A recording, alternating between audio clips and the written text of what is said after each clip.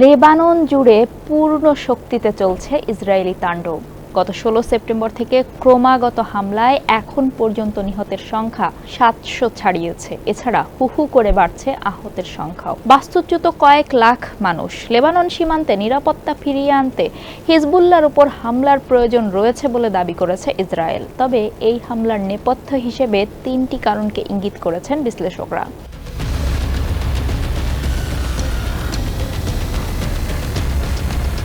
প্রথমত, প্রায় ১ বছর আগে লেবাননের ইরান সমর্থিত হিজবুল্লাহ মিলিশিয়া আরেক সশস্ত্র গোষ্ঠী হামাসের সমর্থনে উত্তর ইসরায়েলের সীমান্ত এলাকায় গোলাবর্ষণ শুরু করে। এতে প্রায় ৬০,০০০ ইসরায়েলিকে নিজেদের বাড়ি ছেড়ে যেতে হয়।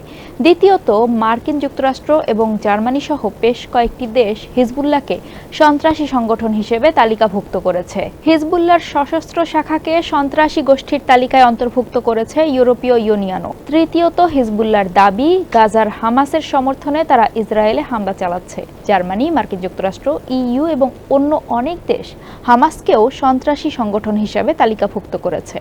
গাজায় হামাস পরিচালিত স্বাস্থ্য মন্ত্রণালয়ের মতে, হামাস নিধনে ইসরায়েলের যুদ্ধে অন্তত ৪১,০০০ মানুষ নিহত হয়েছে।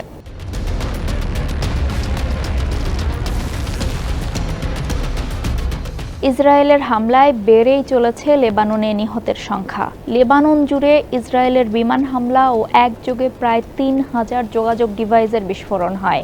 এতে প্রায় ৬ শতাধিক মানুষ নিহত হয়েছেন, আহত হয়েছেন কয়েক হাজার। এই পরিস্থিতিতে ইউরোপীয় ইউনিয়নের পররাষ্ট্র বিষয়ক প্রধান জোসেফ বোরেল প্রায় পূর্ণাঙ্গ যুদ্ধ বলে আখ্যা দিয়েছেন। যুক্তরাজ্য ভিত্তিক থিঙ্ক ট্যাঙ্ক চাথাম হাউসের মধ্যপ্রাচ্য এবং উত্তর আফ্রিকা প্রোগ্রামের পরিচালক সানাম ভাকিল মনে করেন, বর্তমান সামরিক অভিযান এবং সংঘাতের বিপজ্জনক মোড় মূলত ইসরায়েলের উত্তরে বাস্তুচ্যুত নাগরিকদের নিজের এলাকায় ফেরত যাওয়ার ন্যায্যতা হিসেবে ব্যবহার করা হয়েছে। তবে তার মতে, লেবাননে ইসরায়েলের বর্তমান হামলার পেছনে রয়েছে আরও কারণ।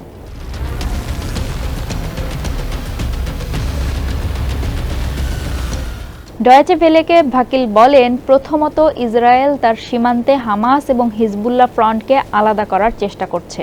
তিনি মনে করেন, গাজায় এখনও যুদ্ধবিরতি অর্জন করতে পারেনি ইসরায়েল এবং গাজার কারণে হিজবুল্লাহর কাছ থেকেও দেশটি শান্তি চুক্তি আদায় করে নিতে পারেনি। অন্যদিকে ইরান সমর্থিত হিজবুল্লাহ, হামাস এবং ইয়েমেন ভিত্তিক হুতিদের মতো একাধিক সংগঠন নিয়ে গঠিত তথাকথিত প্রতিরোধের অক্ষর সব বাহিনীকে একত্রিত করে ইসরায়েলের উপর চাপ বাড়ানোর চেষ্টা করছে ইরান। ভাকিল বলেন, দ্বিতীয়ত, ইসরায়েল স্পষ্টতই লেবাননের হিজবুল্লাহর কারণে চিরস্থায়ী নিরাপত্তা হুমকির মুখে রয়েছে। ২০০৬ সালে হিজবুল্লাহ এবং ইসরায়েলের মধ্যে মাসব্যাপী একটি যুদ্ধ হয়েছিল, যা জাতিসংঘের ১৭০১ রেজলিউশনের মাধ্যমে শেষ হয়েছিল।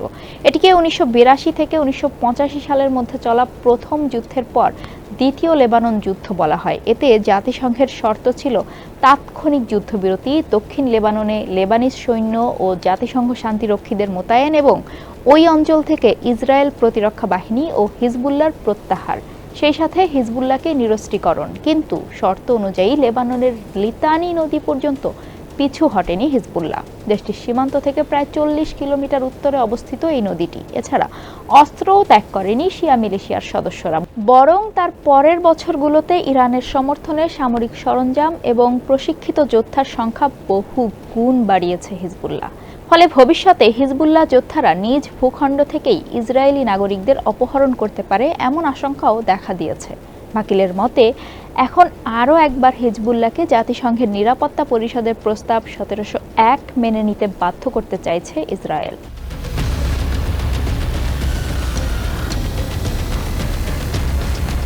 তৃতীয় কারণ হিসেবে ভাকিল মনে করেন, লেবাননে ইসরায়েলের এই অপারেশনের ফলে গাজার দিক থেকে বিশ্বের দৃষ্টি সরেছে।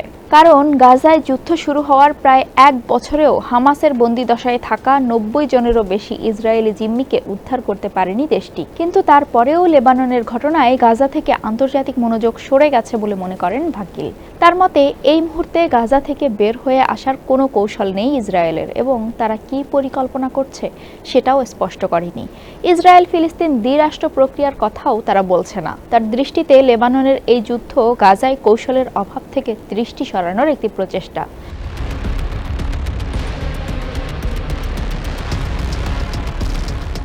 ক্রমশ অধৈর্য হয়ে উঠছে ইসরায়েলি জনগণ। যুদ্ধবিরতির চুক্তি এবং জিম্মিদের ফিরিয়ে আনার জন্য চাপ বাড়ছে নেতানিয়াহুর উপর। ডয়েচে ভেলেকে বৈরুত ভিত্তিক মধ্যপ্রাচ্য বিষয়ক বিশ্লেষক এবং জাতিসংঘের সংস্থাগুলোর পরামর্শদাতা লরেঞ্জো ট্রম্বেটা বলেছেন, ইসরায়েলের দৃষ্টিকোণ থেকে অভ্যন্তরীণ রাজনৈতিক চাপ অত্যন্ত বেশি এবং প্রতি সপ্তাহেই তা তীব্রতর হচ্ছে। তার ধারণা, ইসরায়েলি সরকারের জন্য ঐক্যমত্যে পৌঁছানো একটি জরুরি পদক্ষেপ হয়ে উঠেছে। ট্রম্বেটার মতে, এটা অর্জনের একটা উপায় হতে পারে উত্তর ইসরায়েলের নিরাপত্তা নিশ্চিত করা, কিন্তু তা অর্জনে ইসরায়েল সক্ষম হবে কিনা সেটা বলা কঠিন। ফলে ইসরায়েল স্থল অভিযান শুরু করবে কিনা বা কখন করবে তা স্পষ্ট নয়। আর হিজবুল্লাহ ইসরায়েলের বিরুদ্ধে সম্পূর্ণ পরাজয়ের দ্বার প্রান্তে থাকলে কি প্রতিক্রিয়া দেখাবে ইরান?